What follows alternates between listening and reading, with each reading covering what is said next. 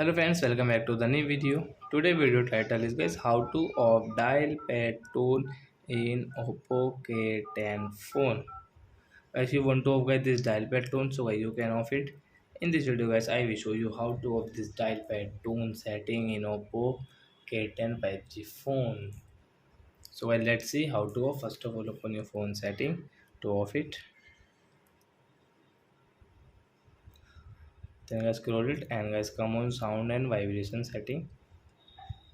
Guys click on haptics and guys tones, and guys you can see this dial pad, so you can off from here guys. The right side click, then guys dial pad tone will off.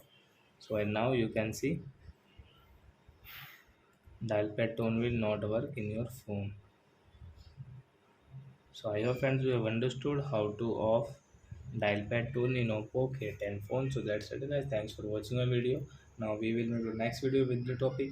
Before guys, please go and like and subscribe my channel. Bye bye.